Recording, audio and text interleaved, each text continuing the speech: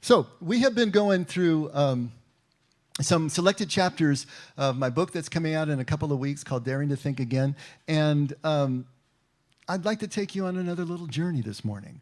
And that's every chapter is kind of a journey. And see if we can go someplace that makes any sense to you all this morning. And I'd like to talk about the place that vulnerability plays in faith. And as I say that, there might be a sense that that's kind of an oxymoron. I don't know how you were taught, if you were taught growing up, that vulnerability in faith. When I landed in the evangelical church in my early 30s, faith was understood as our rock. It was our fortress. It was our power over doubt, our power over uncertainty, and our power over all the things in life that were coming to get us. And so faith was like the refuge and the place to go. And yet, as I started to really look into the Hebrew roots of Christianity, I found that there's a different type of faith that Jesus is trying to get across to us. And that's the understanding of faith I'd like to talk about this morning. And I think a place to start comes from a surprising direction, I suppose, from China. And in the 4th century BC, or BCE for you scientific types, he is one of the proponents of what is called Taoism. And Taoism in Chinese culture, Tao means the way, by the way, in just about exactly the same way that the way means the way to Jesus. It is a path. It is an experiential journey of becoming. And it can't be written down. It can't be codified. It's not legal, but it's direct experience of life. And so what he has to say often greatly parallels what Jesus has to say. So why would I quote from a Chinese source? Because sometimes our scriptures get so familiar to us that they cease to shock us anymore. And we need to be shocked. We need to be shocked out of the complacency of what we think we already know. And sometimes a different voice, using the same concept in different words, can help us to do that. There's a short piece that he wrote called Autumn Floods. And to me, it is just amazing. I'm just going to read a little bit of it this morning. But just kind of settle in and see if you can get the sense of where he's going with this. It was the time of the autumn floods. Every stream poured into the river, which swelled in its turbid course. The banks receded so far from one another that it was impossible to tell a cow from a horse. Then the spirit of the river laughed for joy that all the beauty of the earth was gathered to himself. Down with the stream he journeyed east until he reached the ocean. There, looking eastwards and seeing no limit to its waves, his countenance changed. And as he gazed over the expanse, he sighed and said to the spirit of the ocean, "A vulgar proverb says that he who has heard but part of the truth thinks no one equal to himself. And such a one am I.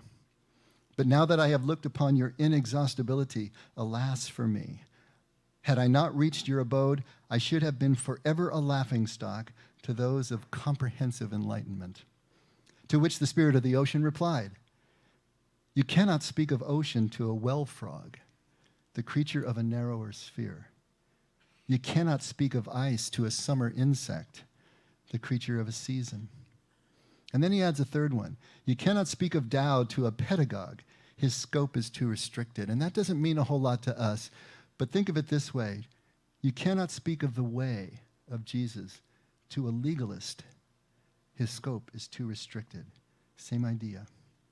But now that you have emerged from your narrow sphere and have seen the great ocean, you know your own significance, and I can speak to you of great principles. Okay, you got to love this. But think about it. What has happened to the river? See, he was filled within his own little space. Within the narrow canal that he was traveling, he was all that. And he had swelled the banks, and he was full of the joy of thinking that he was the greatest in his sphere, which he was, until he hits the shore and sees the ocean. This is exactly like a new birth. Think of a baby in the birth canal, and then suddenly being expelled out into cold hugeness and everything that goes on in this space of which it couldn't conceive. See, it's easy to be a big fish in a small pond in the womb. It's easy to be all that in the womb. Everything is supplied. You're filling the entire space. But when you're expelled out into that cold, huge, different space, how disorienting is that?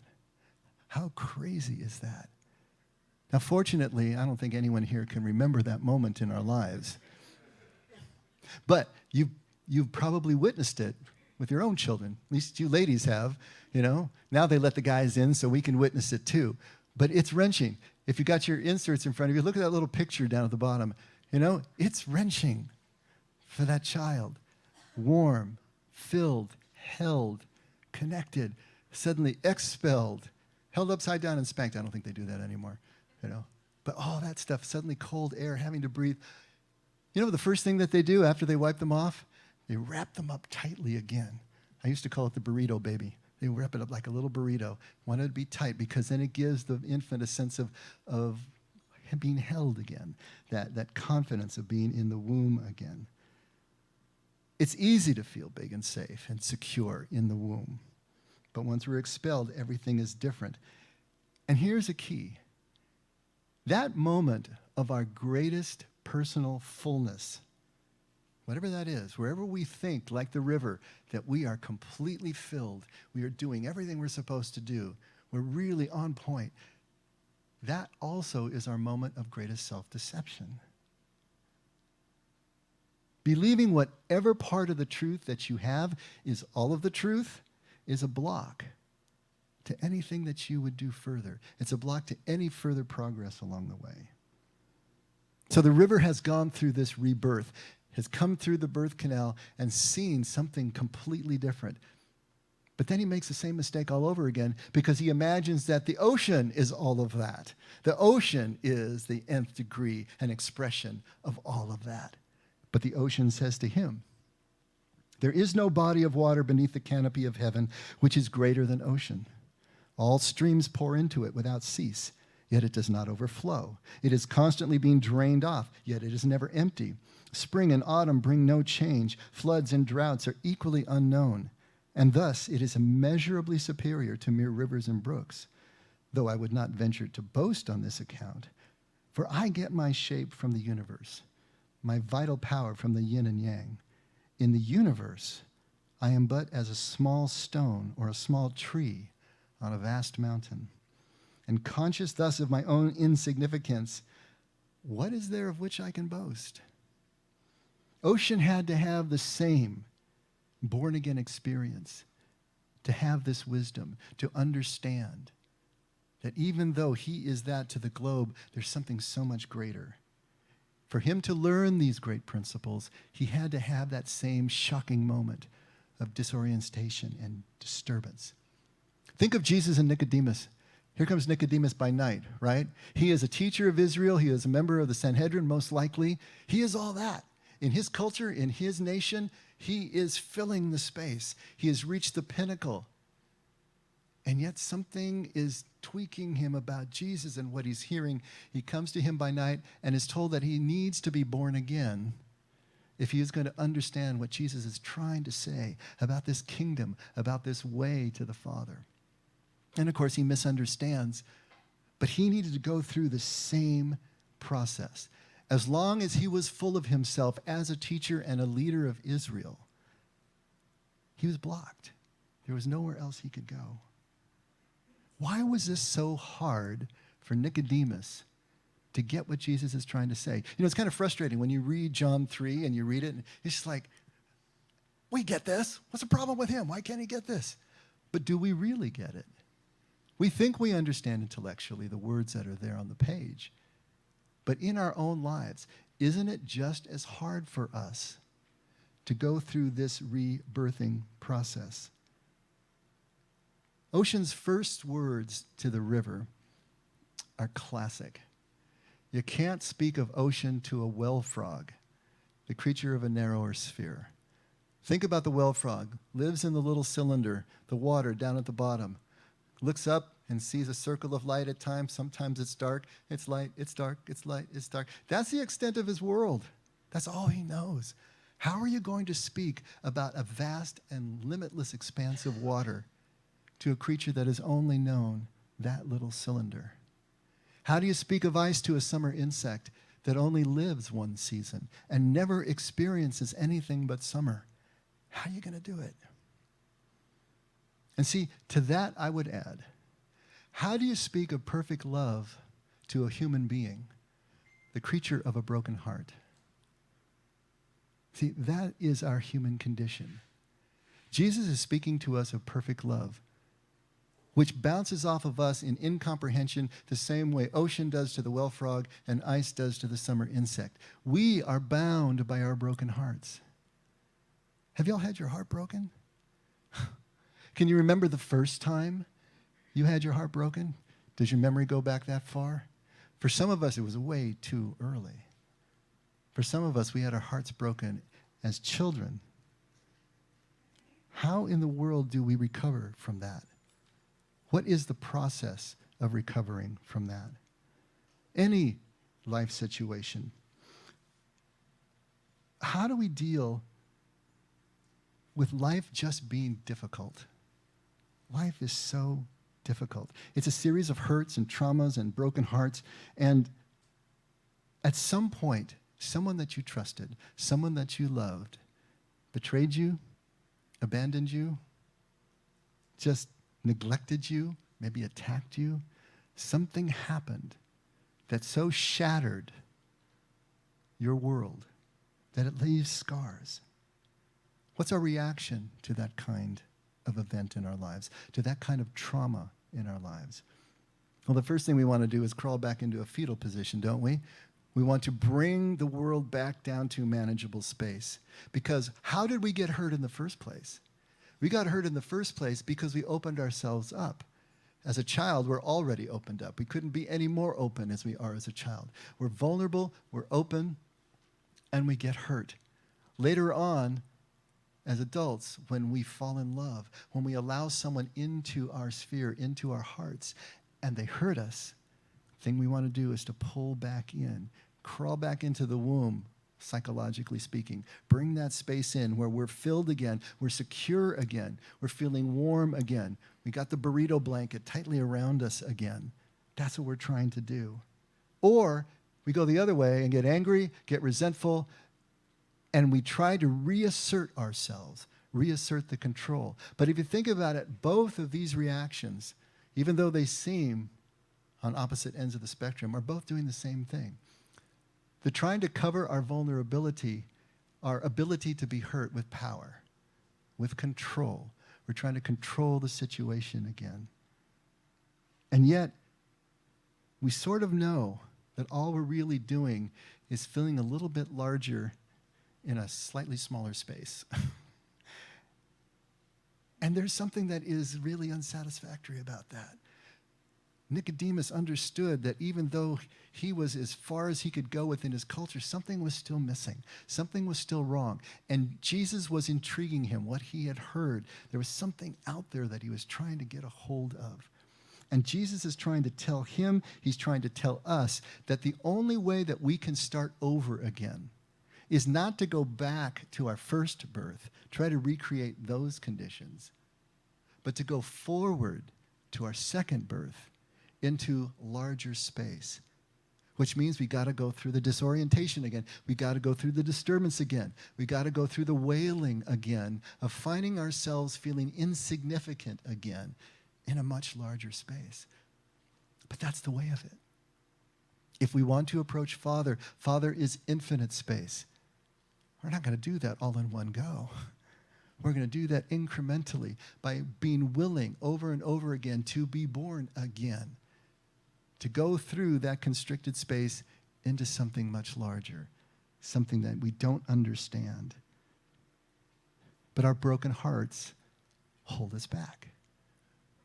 We are terrified of putting ourselves in that position again. We are terrified of allowing ourselves to feel that kind of hurt again, to be betrayed that way again. And so we stay protected.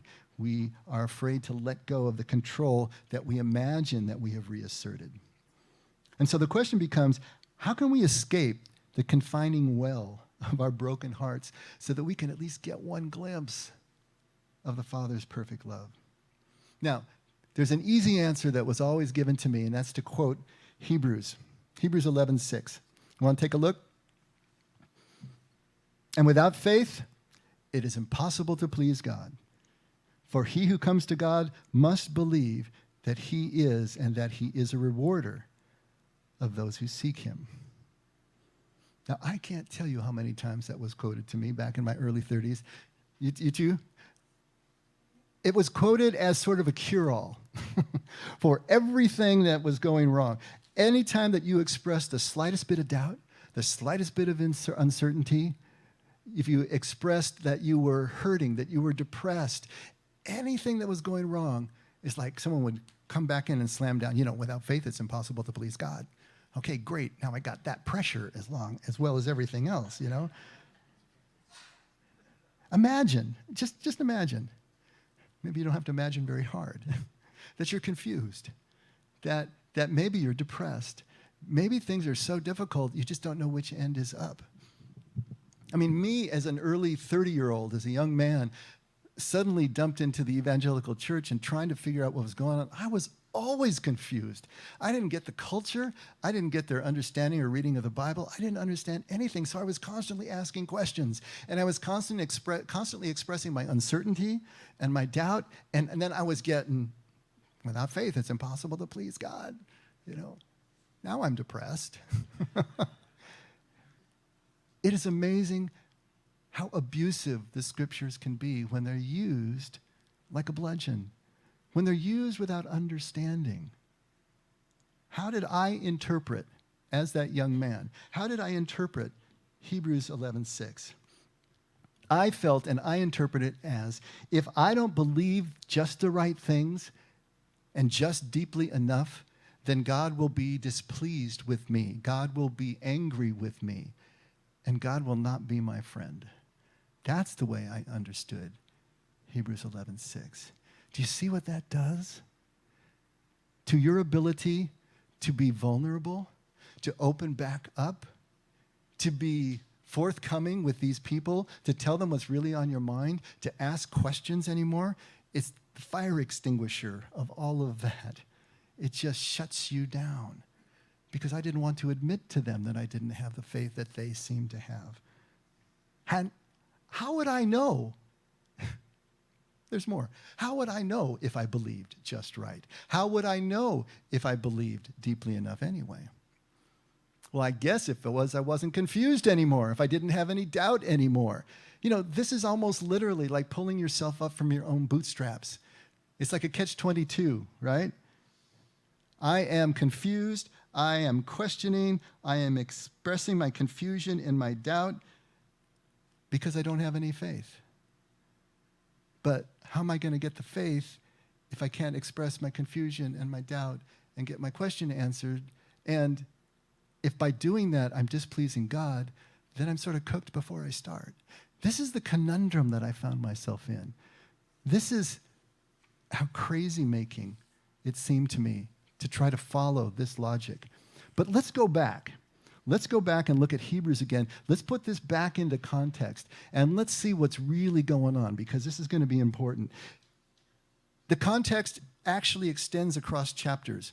This is Hebrew 11:6. But let's go back to chapter 10. If Paul wrote Hebrews, we're not really sure, but let's just say for convenience sake, Paul did it, all right? If Paul is talking in chapter 10, which he is, about the difference between the Hebrew law, the Hebrew code, and this way of Jesus to Father, to kingdom, he's trying to this is a book to the Hebrews, he's trying to get the Hebrews to understand that their slavish following of the law has nothing to do with what Jesus is trying to bring them in faith. He's trying to make that cut. He's trying to de-link those two things so that they can understand. It's not just about following law. It is now living in faith along a way to Father and to kingdom that Jesus is bringing us. So then when he moves to chapter 11, first thing he wants to do, of course, is define this faith that he's talking about. What does he mean by the faith? And how does that work in terms of our following this way of Jesus? So let's go back to Hebrews 11:1. We're going to read from 1 to 5, right up to the verse that we already read. So first he's going to do the definition. Faith is the assurance of things hoped for and the conviction of things not seen. For by it the men of old gained approval. By faith we understand that the worlds were prepared by the word of God, so that what is seen was not made out of things which are visible. Okay, so faith is the assurance of things hoped for, the conviction of things not seen. For it by the men of old gained approval. Same idea as pleasing God. Through their faith, the men of old, the patriarchs, pleased God. All right? And by faith we understand that the worlds were prepared by the word of God. Worlds there, it sounds kind of strange. The word there is really eon in the Greek. And eon actually means ages, generations, perpetuity, eternity, all those. And they understood, just like in the Aramaic, alma means eternity, age, or generation. But it was the same word that was used for world because it described the never-ending cycles and the diversity that the ancients saw as they looked out over their world. And so the one word means the same thing in both. So we could say by faith we understand that all of the generations, all of the ages, and everything in them were prepared by the word of God so that what is seen was not made out of things that are visible. In other words, faith is not based on empirical evidence. Faith is not based on something that you can solidly prove. There's something else going on here. Something under the surface, under the skin, that faith is about. Now, as he's defined it, he's going to start to give examples. And the first one he gives is Abel. By faith, Abel, you remember the story of Cain and Abel? Okay? Cain killed his brother Abel because Abel offered to God a better sacrifice than Cain, through which he obtained the testimony that he was righteous. God testifying about his gifts, and through faith, though he is dead, he still speaks. So this idea of obtaining testimony through his works, through what he did, through how he lived, was evidence of the faith that he had. And now in verse 5, he's going to use Enoch as the next example. Enoch was another Old Testament patriarch. I don't know if you've heard of Enoch, but he only gets this much in the Bible, but he's a huge figure to the Jews. By faith, Enoch was taken up so that he would not see death. And he was not found because God took him up, for he obtained the witness that before his being taken up, he was pleasing to God. So obtaining the witness and obtaining the testimony, the same exact word. The idea is how they lived, how they walked, how they connected with God was the witness of their faith, the witness of their righteousness, the witness of their pleasingness to God. And from Enoch, he goes to Noah, and then to Abraham, and then to Sarah, and does the same sort of treatment. So what we need to understand then about Enoch is how did he walk? Because verse 5 is directly connected to verse 6. They act as a block. When Paul continues talking in verse 6, he's still talking about Enoch. We have to understand that. If we want to understand what he means by impossible to please God without faith, then we have to understand how that faith applied to Enoch, because both of these two are in the Enoch example before he transitions to Noah. That makes sense to you? So what do we know about Enoch? Let's go back to Genesis 5, starting at verse 21. This is all you get in the canonical scriptures about Enoch. Enoch lived 65 years and became the father of Methuselah. Then Enoch walked with God 300 years after he became the father of Methuselah, and he had other sons and daughters. So all the days of Enoch were 365 years. Enoch walked with God, and he was not, for God took him. There are two instances in the Bible where characters were translated directly to heaven. They didn't die. Enoch was the first, Elijah was the second. And so this is the tradition. This is what Paul is talking about. When God took him, he was translated to heaven. That's it. That's all we get about Enoch. You know, there's not a whole lot of, there's a couple of references in the New Testament, like the one in Hebrews. But Enoch is just this one example of the five. What is it about his walk that we can take away? Now, there's nothing in the scriptures for us, but there's plenty written about Enoch from ancient Jewish commentators and in apocryphal books that didn't make it into the canon. There's a whole book of Enoch, which is a hugely apocalyptic book. There's Enoch all over the place, but just not so much here. But the way that the translators, the way that the scribes and the commentators of antiquity in the Jewish tradition understood his walk with God was that he worshiped in truth, was one way that they put it. Jesus talks about worshiping in truth. Same thing here. There was something about him where he understood what it really meant to worship. Not legally, not ritually, but he worshiped truthfully. There was a connection between him and God. What does it mean to worship anyway, but to reflect who God is, to mirror God in our own life? This is the way they understood his walk with God. They also said he walked in fear of the Lord. And we have to understand that fear of the Lord doesn't mean afraid of the Lord, but it means an intimate understanding of the relationship that we have as humans with the Lord. That we are the dependents, we are the receiver. He is the provider, he is the giver, he is the source of everything. That means that our relationship with God is going to be marked by a sense of humility, a sense of reverence, a sense of respect, a sense of awe. That's fear of the Lord. Humble, respectful, awe-inspired, and relational, not legal. If you want the best possible, just concise summary of what walking with God meant to Enoch, take a look at Micah 6, right at verse 6. With what shall I come to the Lord and bow myself before the God on high? Shall I come to him with burnt offerings, with yearling calves? Does the Lord take delight in thousands of rams, in 10,000 rivers of oil? Shall I present my firstborn for my rebellious acts, the fruit of my body for the sin of my soul? He has told you, O man, what is good. And what does the Lord require of you? But to do justice, to love kindness, and to walk humbly with your God. Oh, God, I love that. 10,000 rams, rivers of oil burned. God doesn't want that. Just do justice, love kindness, and walk humbly with your God. Hosea says the same thing at 6:6, chapter 6, verse 6. God is speaking here. I desire mercy and not sacrifice. And Jesus quotes that again at Matthew 9:13. This is the idea here. Walking humbly. Do justice, love kindness. Do you understand what a perfect balance that is? It's like the best of both the macro world and the micro world. We've talked in here about how in the macro world, in the group, justice is the highest good. In other words, love looks like justice to the group, because without justice, without equality, you lose the integrity of the group. But in the micro and one-on-one relationships, highest good, love looks like mercy and compassion. It looks like kindness, because without that, you haven't got a relationship. And so here's this perfect balance. Because what is justice without kindness? It's intolerance. It's abusive, isn't it? But what's kindness without justice? Codependence, and abusive in another way.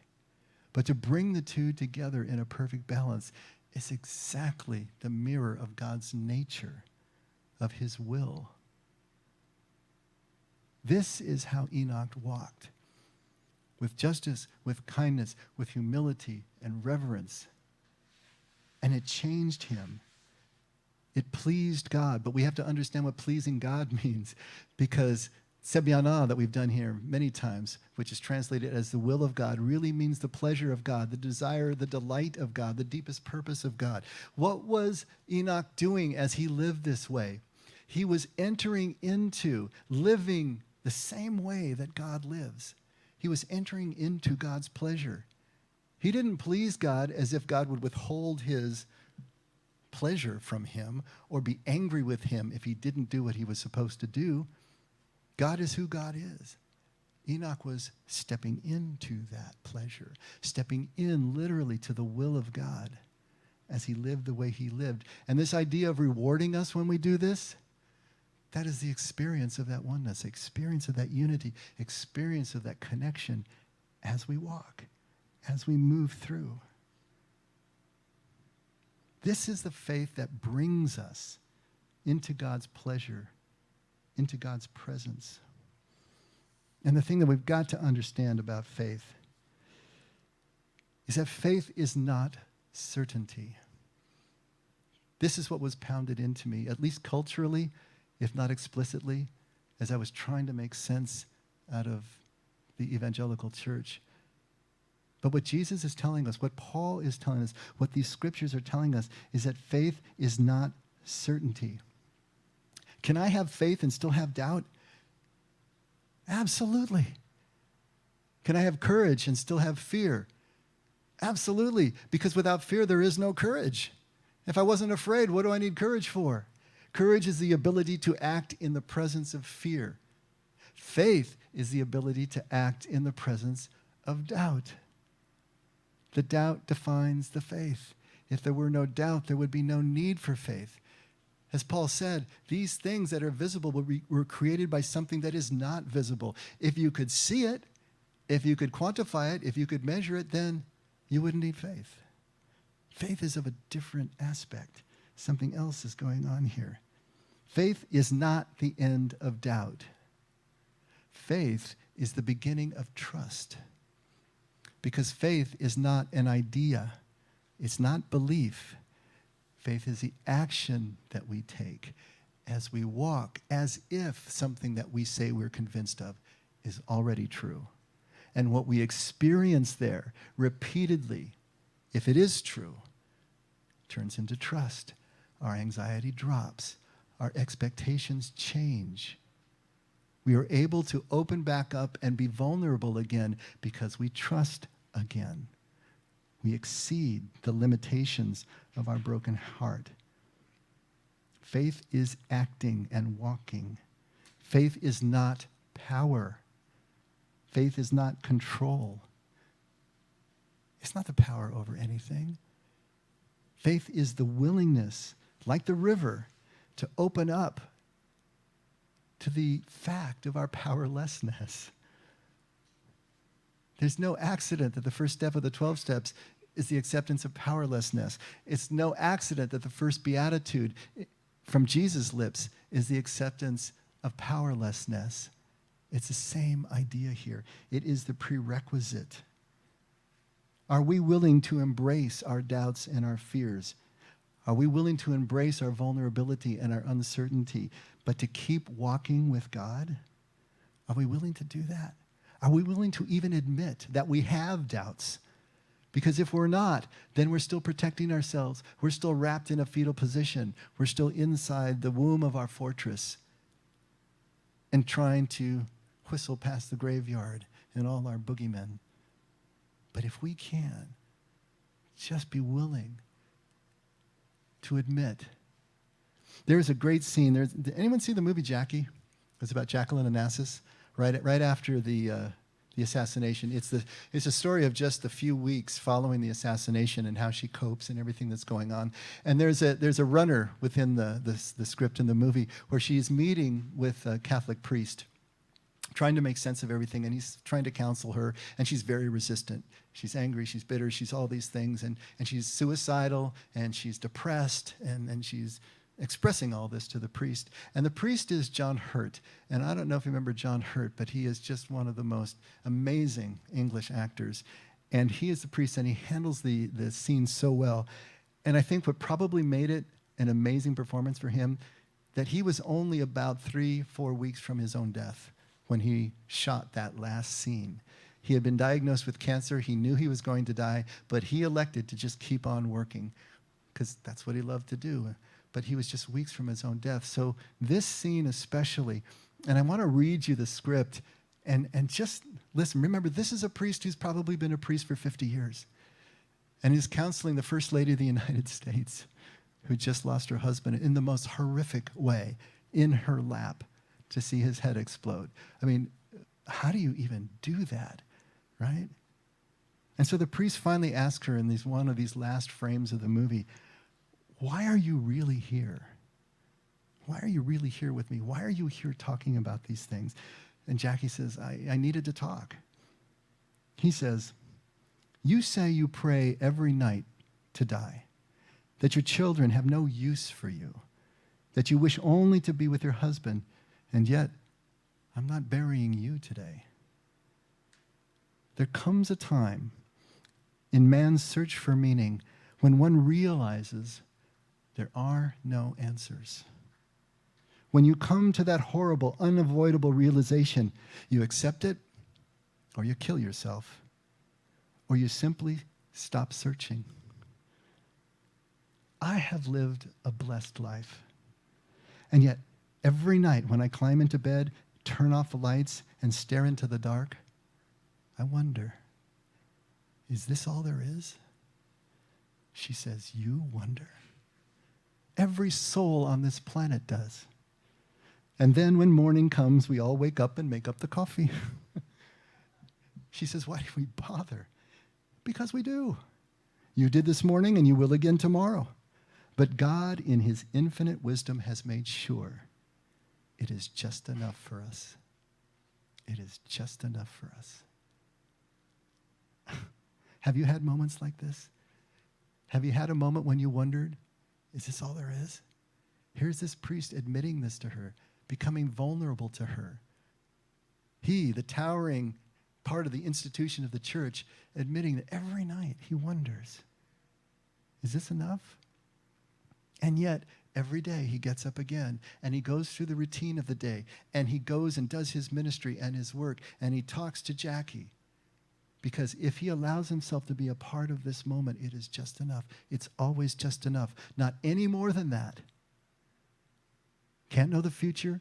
Can't have any risk-free knowledge that takes the risk out of your decisions and out of your life. It's just enough. Just enough. Just enough. I remember waking up one night in the middle of the night. I don't know if I told you this. Hon. Pain in the chest, going down the left arm. You know, I had a friend who, his wife found him on the floor next to the bed in the morning. He had died of a heart attack. And that thought goes through, is this it? And what if this is all there is? You know, in the dark, 2 a.m, can't see anything but black, the pain, and you wonder, is everything that I've been teaching, is it true? What's going on? I remember driving in one Sunday morning. I know I've told this story before. And it used to be when we lived in Trabuco, I got to come down Antonio. And it used to be that there was nothing there. There wasn't an In-N-Out burger on the corner. It was just fields and hills. And it was the most beautiful part of my drive. And the sun was coming up over the Cleveland National Forest and slanting across. And it was gorgeous. And I was just entranced with the beauty of it. And then that thought struck me. What if this is all there is? What if I'm going to go to church today and give a sermon about stuff that doesn't mean anything because this is all there is? The thought strikes you. It has to. Are you taking your faith seriously enough that you actually admit the doubt, that you actually admit to ask the question? But my next thought was, you know what? Jesus believed, and that's good enough for me. And then I went merrily on my way and did my message. You know, the moment was just enough for me. All I had to do was remember that it was just enough for Jesus. So it's got to be just enough for me. If you haven't doubted your faith, you haven't taken your faith seriously. If you aren't willing to live in doubt, then you are stagnant. You aren't moving forward anymore. Are you willing to continually go through the rebirthing process? That when you fill up and become familiar and become secure in what you think you believe and what you think you know, are you willing to sell all that again? To be expelled out into the great vastness of a new, endless horizon and see something again for the first time? This is what Jesus is talking about. This is what it means to move along his way. This is the faith. To keep walking and acting as if these things are true, regardless of where they take us, because where they will take us is to ever larger and larger and larger wells for our little well frog. That's the beauty of it. I wanted to close with just the last couple of paragraphs from this chapter in the book. See if it brings it all together. Being reborn tears us from everything we know and think we understand. It takes us from all the comforting and familiar things that we have piled up around ourselves in the effort to feel bounded and held and in control. It seems to require so much of us, so much loss, that we resist as long as we can. But rebirth doesn't take from us anything we actually possess and offers back everything we already do. If we can find our way to not simply give up, stop resisting, but to truly surrender and take that first step, our rebirth will open the rest of the way to immense new experience full of the adventure and exhilaration of possibilities we didn't even know existed. From the other side of his rebirth, Yeshua looks up at us from the standing height of a child, from the kneeling height of a servant at our feet, saying that what he has done, we can do, and greater things than these. There he is, way down there, with the wind combing through his hair, beckoning with his broad, blinding smile, and speaking with the unmistakable ring of the truth that makes us free. Because in all our powerlessness, there is one power we do possess, the power to choose to hitch our strollers to the power greater than ourselves, the only power that can take us where we really want to go. As creatures of a broken heart, the truth that the way to healing is actually down and not up, a letting go rather than an acquisition, an admission of vulnerability, a lowering of imagined position is just too frightening to accept as long as we believe we have any power left to defend. But when the first wall comes down, and instead of the hordes of the enemy we have feared so long, we are greeted with a limitless view of ocean, we are at first still terrified with the dawning of our own seeming insignificance. But if we will stay on that shore and not run back to the fortification of womb and well, our eyes will slowly adjust to the brilliance of the light, and we will stand blinking and squinting and eventually smiling with all the other vulnerable ones who have come to know that they are finally on their way home. Faith wielded as personal power is religious illusion. Faith with power to heal broken hearts rests on powerless vulnerability. Let's pray.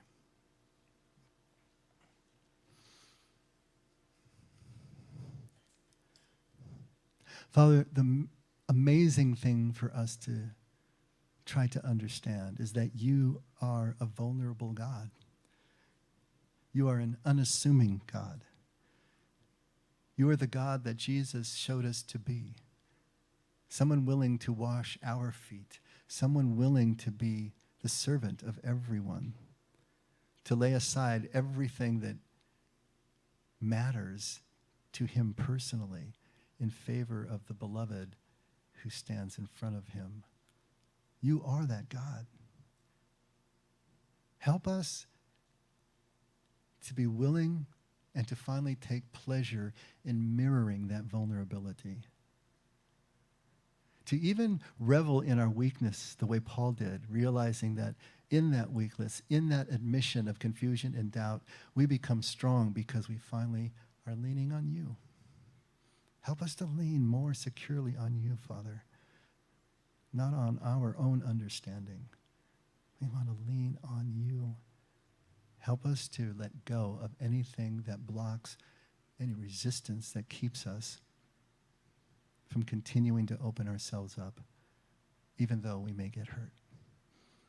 Thank you once again, Father, for showing the way, for giving us every possible advantage. And thank you for loving us and always reminding us that we can only love because you did first. In Jesus' name, amen. All right. Let's all stand.